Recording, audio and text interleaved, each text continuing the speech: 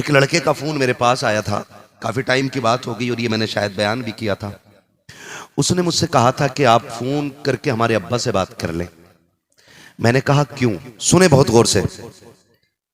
मैंने कहा क्यों? उसने कहा कि हमारे अब्बा रक्षा चलाते हैं और जब वो रक्षा चलाते हैं तो हमें शर्म आती है। लोग रक्षे वाले का बेटा कहते हैं। एक एक बेटे से हाथ जोड़ के गुजारिश करना चाहता हूं, आपका बाप मजदूर है ना, आपका बाप ईंटें ढोता है, आपका बाप बोरियां रखता है कमर पे।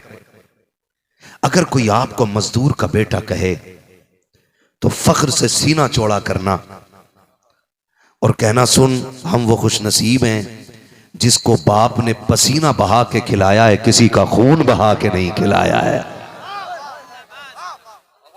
बाप का सबसे बड़ा एहसान यह है औलाद पे कि वो उसको हलाल के लुक़मे खिला रहा है।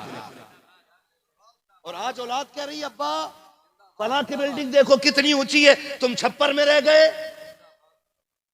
जाओ जाके उस इमारत वाले से पूछ तू रात को सोता कैसे है, तुझे नींद आती है कि नहीं, वो भी बताएगा बिना नींद की गोली खाए नींद नहीं आती है। तुझे पता है ये बड़े बड़ी इमारतों वाले कभी 7 घंटे की नींद नहीं सो सकते हैं, ये ऊंची इमारतों वाले बगैर दवा के नहीं सो पाते हैं। वजह सिर्फ ये है कि नींद जो बच्चे गद्दों पे नहीं आती है, नींद महलों में नहीं आया करती है, नींद रब के करम से आया करती है। नींद को खरीदा नहीं जा सकता है, नींद अगर पैसों से खरीदी जाती तो गरीब कभी सो नहीं पाता और अमीर कभी उठता नहीं। लेकिन हमने देखा कि अमीर नींद की गोली खा के सोता है, गरीब पत्थर पे लेट जाए अल्लाह नींद दे देता है। क्यों? क्योंकि उसकी महल में, उसकी इबारत में हराम की ईंटें लगी है, गरीब के वजूद में हलाल के लुक़मे लगे होते हैं। क्या बात है, सुभान अल्लाह सुभान अल्लाह, हक है, हक है, बहुत खूब बहुत खूब।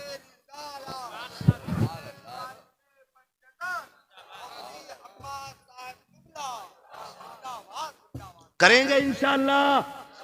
हर नौजवान वादा करे हलाल खाएंगे इंशाअल्लाह। करके देखो ये काम।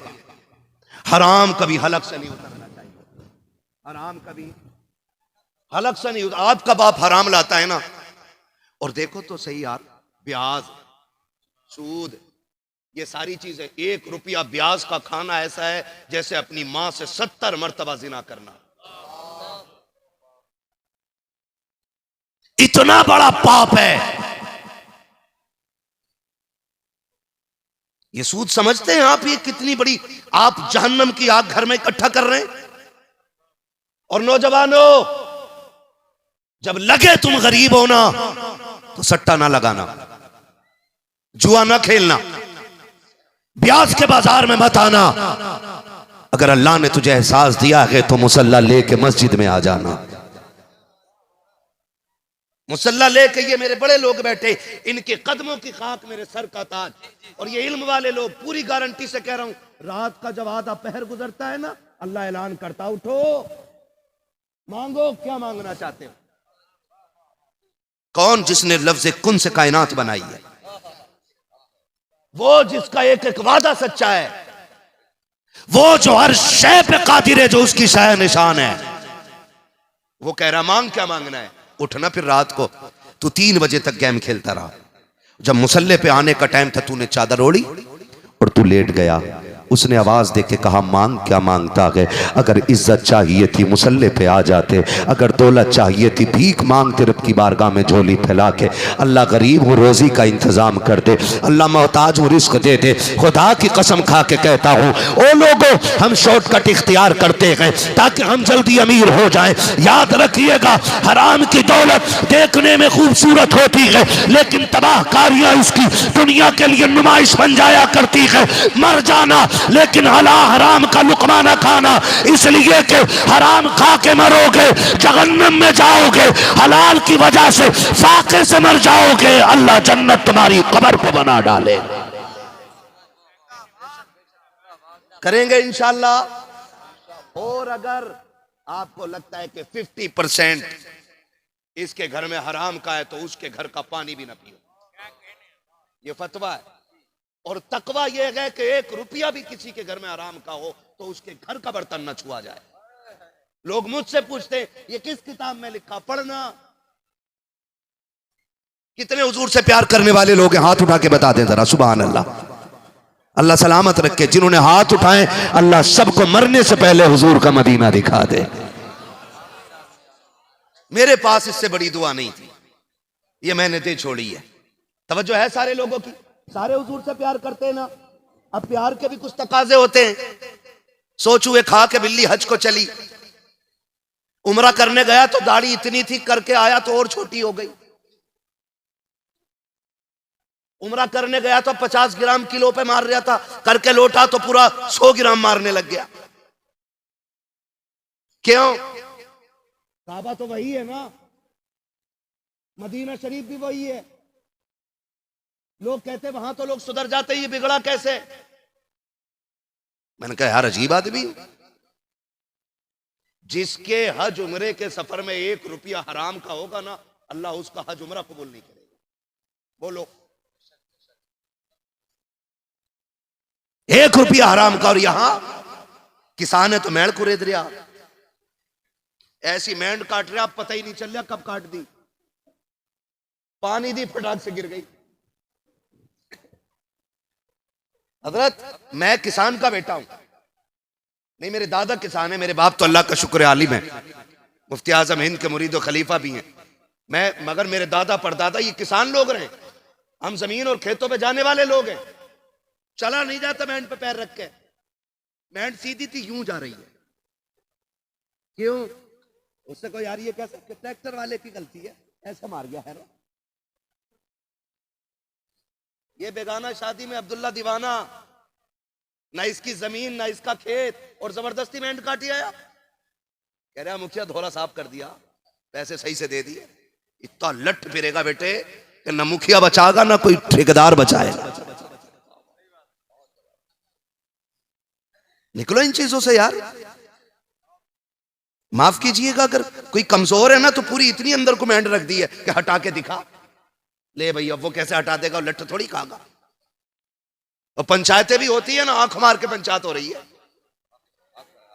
कि टेंशन मत लियो, फैसला तुम्हारे हक में होना, आन तो दो। गलती किसी की भी है, मुजरिम गरीब होता है। डरो अल्लाह की अदालत में खड़े होने से। ये तेरी तराजू है जिसका कांटा जिधर तू चाहे झुक जाए। एक तराजू जब अल्लाह लगाएगा ना, उस तराजू के कांटे में रत्ती भर फर्क आने वाला नहीं है। बदल दो अपनी दुनिया, लात मार दो हराम की दौलत पे, और ऐलान कर दो जिएंगे तो हुजूर के लिए जिएंगे और मरेंगे तो हुजूर के लिए मरेंगे। हमारी भी कोई जिंदगी है? जितना हराम खा रहा उतना मस्जिद में जाके भौंस रहा। हाँ, जितने लुक़्मे हराम के उतना कचर कचर मस्जिद में जाके कर रहा है। वहां नेक बनता। सुन और कान खोल के सुन, तेरी औकात क्या और हैसियत क्या है। न तू सहाबी है, न तू ताबई है, न तू तबे ताबईन में से है। सच तो यह है कि तूने तबे ताबईन को भी नहीं देखा है, तेरे लुक़्मे हराम के, और तू सोचता है कि बख्शा बख्शा आया है। सुन, इश्क किसे कहते हैं। मेरे हुजूर मस्जिद में बैठे, जोहर की नमाज का वक्त हुआ है, नमाज हो गई है। सहाबी आए, उन्होंने आके हुजूर को सलाम किया। सरकार की निगाह करम उठी, सरकार ने चेहरा फेर लिया। वो आगे बढ़े, आका ने फिर चेहरा फेर लिया। जब चेहरा फेर लिया तो बगल में हजरत उमर बैठे थे। हजरत उमर कहते हैं देखता नहीं कि तेरे हाथ में सोने की अंगूठी है और तू चाहता हुजूर तेरे सलाम का जवाब दे, तेरे सलाम का जवाब दे। बस इतना सुनना था, पैरों के नीचे की जमीन खिसक गई। बैठ गए, हुजूर उठे, अंदर चले गए। जब असर की अजान का वक्त हुआ, उसने अंगूठी निकाली और फेंक दी। हजरत उमर ने कहा यार बैठ जाना, हुजूर आएंगे बात हो जाएगी। उसने कहा नहीं, हुजूर को मेरी वजह से तकलीफ हुई है इसलिए उठ के चले गए, दोबारा देखेंगे तो दोबारा तकलीफ ना हो जाए, ये कह के रोता हुआ उठा तो हाथ की अंगूठी निकाल के फेंकी। अल्लाह अकबर, अंगूठी पड़ी थी जमीन पे, ये तो रोता हुआ चला गया। थोड़ी देर गुजरी है, हजरत बिलाल ने असर की अजान दी है, सरकार तशरीफ लाए, आका करीम ने अंगूठी को पड़ा देखा, कहते उमर वो कहाँ है कि जो अंगूठी यहाँ छोड़ गया है। हजरत उमर ने बात बताई, सरकार वो ये कहता हुआ चला गया कि मेरी वजह से आका को तकलीफ हुई है, उठ के चले गए हैं, इसलिए मैं जा रहा हूँ, तेरी वजह से दोबारा मुस्तफ़ा को तकलीफ ना हो जाए। सरकार कहते अंगूठी यहीं फेंक के चला गया। हजरत उमर की आंख में आंसू आ गए, या रसूल अल्लाह, रो रहा था, मैंने उससे कहा यार ये अंगूठी तो ले जा, तू नहीं तो तेरी बेटियां पहन लेंगी, औरतों के लिए जायज है, मर्दों के लिए सोना हराम है। कहते या रसूल अल्लाह, उस जवान ने कहा था आका से, उस जवान ने कहा था उमर, बात यह है कि मैं जानता हूं ये सोना है, मेरी बेटी पहन सकती है, लेकिन मेरा इश्क ये कहता है जिसे मुस्तफा नजर से गिरा दे मैं उसे हाथ नहीं लगा सकता हूं। कहा जाओ, आज से मुझे इस अंगूठी से नफरत हो गई है। इतना सुना, नबुव्वत वाली झोली फैल जाती है। आका फरमाते बिलाल, अब नमाज बाद में होगी, पहले गुलाम को बुला के ला और उससे कह देना चल, तुझसे खुदा भी राजी हो गया है, मुस्तफा भी राजी हो गए।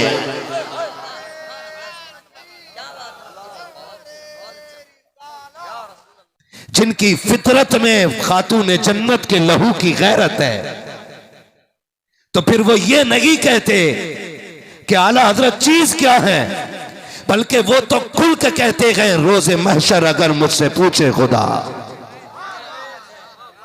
बोल आले रसूल तू लाया है क्या, अर्ज कर दूंगा लाया हूं अहमद रजा, या खुदा ये अमानत सलामत रहे।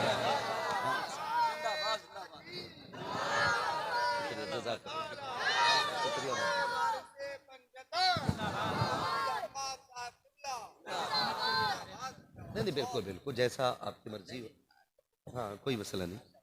खैरियत है ना, जरा कह दें या रसूल अल्लाह। और सुनो सुन्नियो, आला हजरत ने सिखाया, आला हजरत ने सिखाया है, आपका नारा यही होना चाहिए, दो जहां में खादिम आले रसूलुल्लाह कर, हजरत आले रसूल मुक्तदा के वास्ते ये अपना नारा रखो।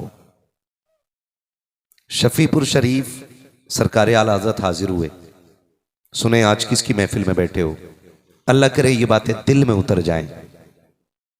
शफीपुर शरीफ सरकार आला हजरत गए, मजार पे हाजिरी के लिए गए और फौरन बाहर निकल आए, तो आपके साथ जो आपके शागिर्द थे, खुद्दाम थे, उन्होंने कहा सरकार कभी ऐसा नहीं हुआ कि आप गए हों और मज़ार से फौरन आ गए हों, आपका उसूल रहता है कि जिस बारगाह में जाते हैं कुछ देर बैठते हैं फिर आते हैं।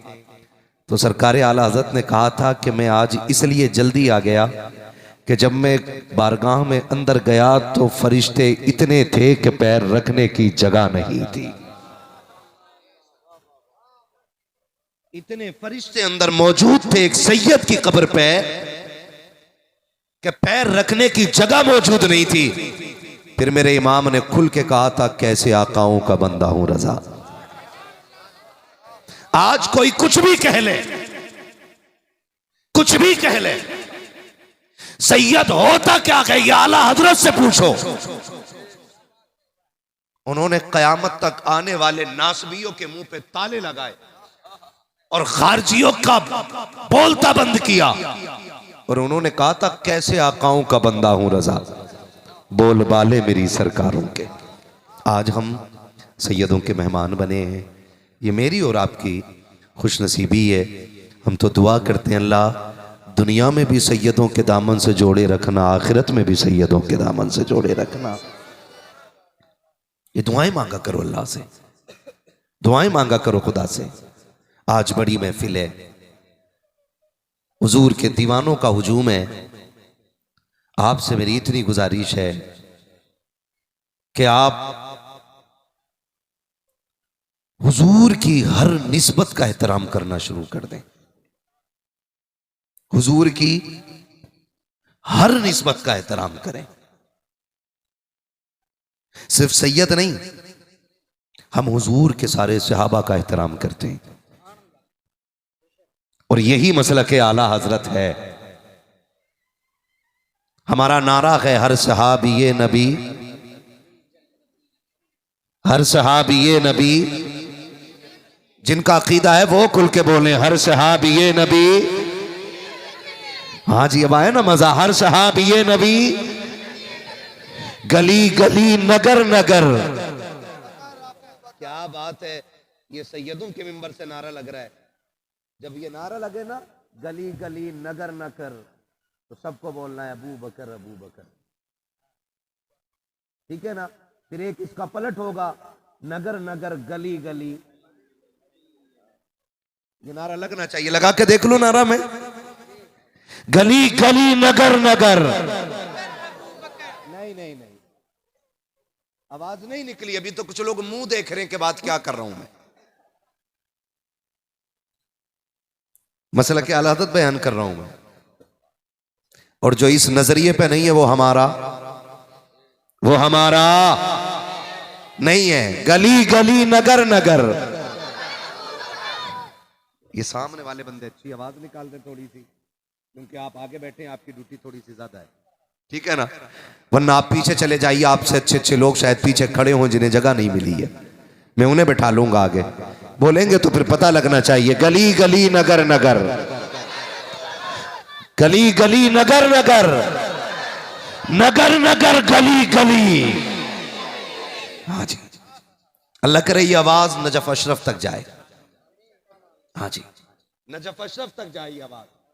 शुक्र है परवरदिगार ने हमें सहाबा का मानने वाला भी बनाया है, अहले बैत का मानने वाला भी बनाया है। हम चूंकि मसलक आला हजरत वाले लोग हैं, हमारे दामन में किसी बुजुर्ग की गुस्ताखी का कोई दाग नहीं है। मसलक आला हजरत यह है कि हम हर वली को मानते हैं। बोले सुभान अल्लाह। हम हर वली को मानते हैं, साथ मौला अली को मानते हैं, और सिर्फ मौला अली को नहीं, हुजूर के चारों यारों को मानते हैं, और सिर्फ चार यारों को नहीं, मुस्तफा के सारे वफादारों को मानते हैं। यही अकीदा रहना चाहिए, यही अकीदा और यही मसला के आला हजरत है। बच्चों गांठ बांध लेना, कितना ही लंबा जुब्बा पहन के, कितना ही ऊंचा चोगा लगा के, तो या के नहीं फला सहाबी से नहीं बनती, तो लात मार के कहो कि हमारी तुझसे नहीं बनती, हमारी तुझसे नहीं बनती। इसलिए कि अहले बैत को इसलिए मानते हैं कि वो नबी के घर वाले हैं, और सहाबा को इसलिए मानते हैं कि वो मुस्तफा से निस्बत रखते हैं। दोनों को हम हुजूर की वजह से मानते हैं, और जब जो दोनों को मानते हो तो फिर दोनों को मानना चाहिए। नहीं, जो सहाबी है वो हमारे सर का ताज है। तो ये अकीदा रखेंगे इंशाल्लाह। ये अकीदा रखो, अली अली के नारे लगाते रहो, जन्नत में रास्ता खुला मिल जाएगा। हाँ, मेरे मुर्शिद इजाजत, मेरे मुर्शिद बैत सरकार ताजुशरिया हैं, और मेरे मुर्शिद इजाजत सरकार रईसुल अत्किया सरकार उवैस मुस्तफ़ा हैं।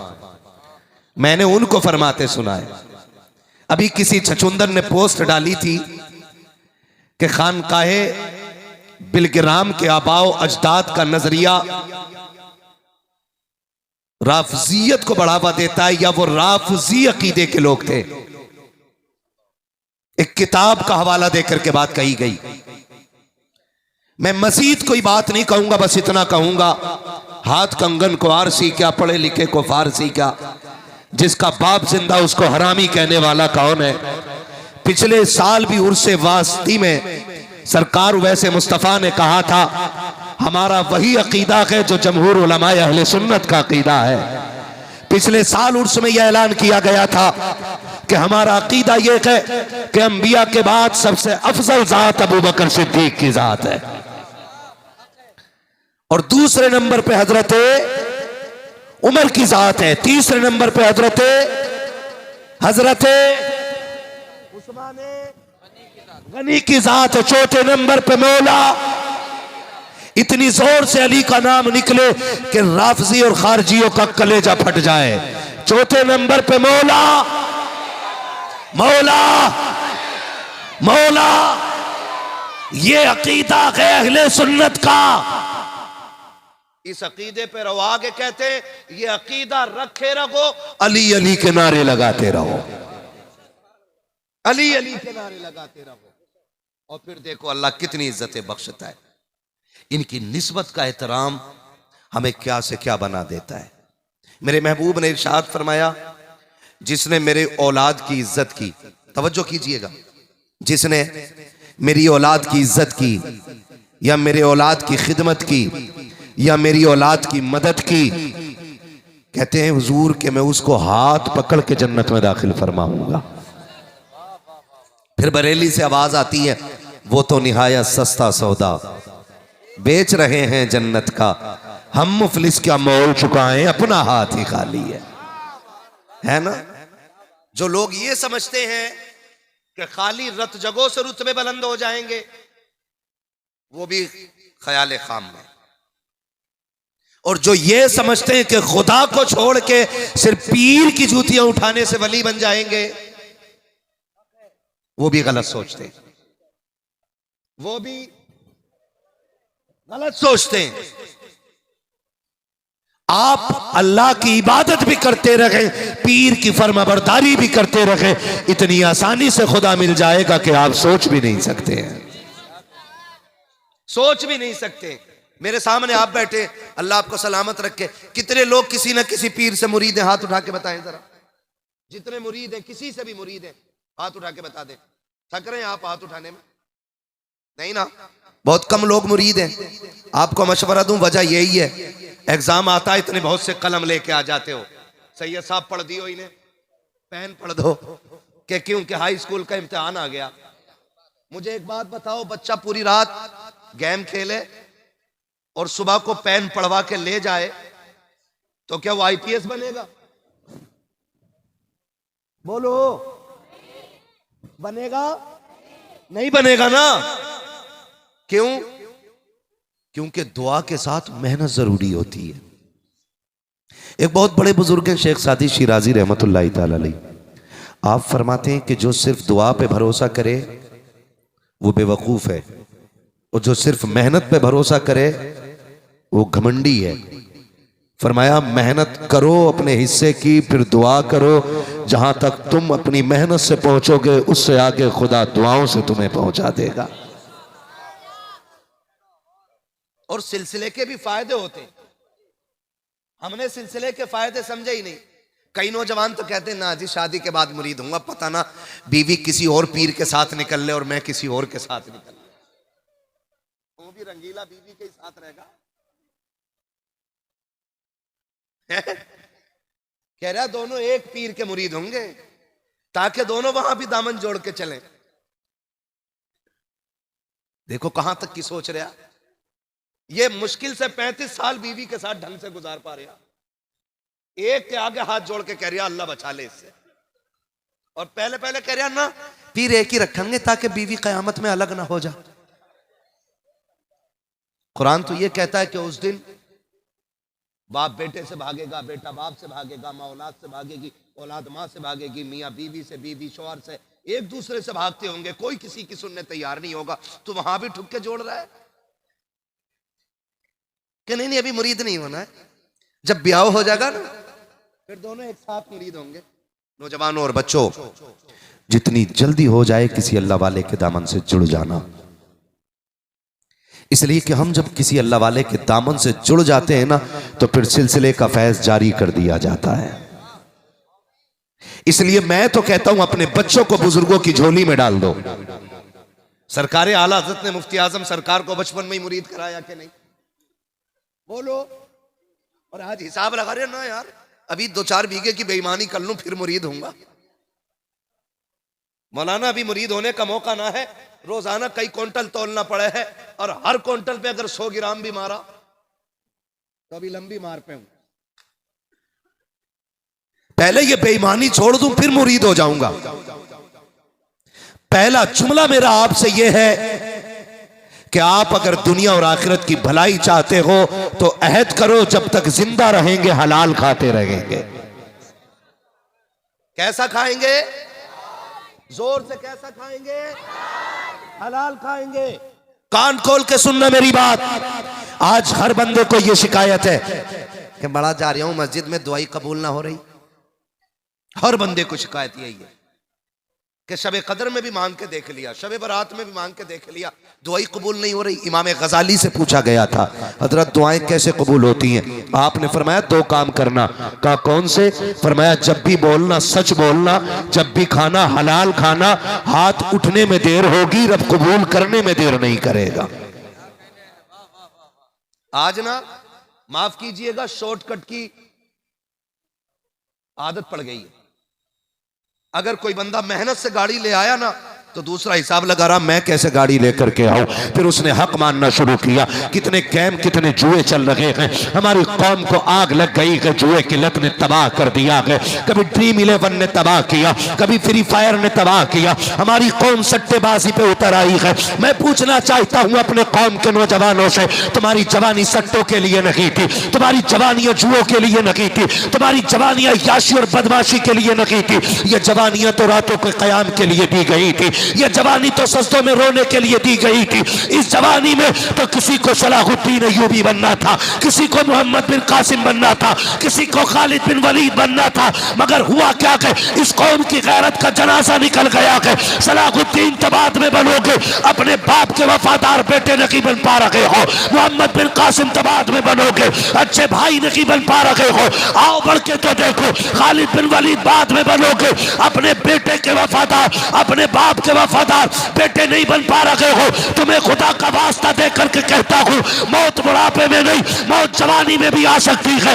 इससे पहले कि जवानी में तुम्हें सफेद कफन में लपेट दिया जाए, मस्जिद से तुम्हारी मौत का ऐलान कर दिया जाए, उठो और आज ऐद करो और दुनिया को बता दो कि मोहम्मद से वफा तूने तो हम तेरे गए, ये जगह चीज गए क्या लो हो कलम तेरे।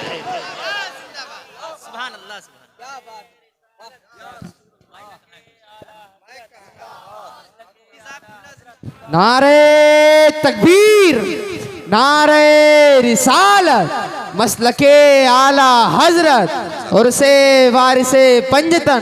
सुभान अल्लाह, सुभान अल्लाह, क्या बात है। हलाल खाया करो, हलाल हो जाओ हुजूर के। खुदा की कसम, इससे बेहतर सौदा दुनिया में कोई है ही नहीं,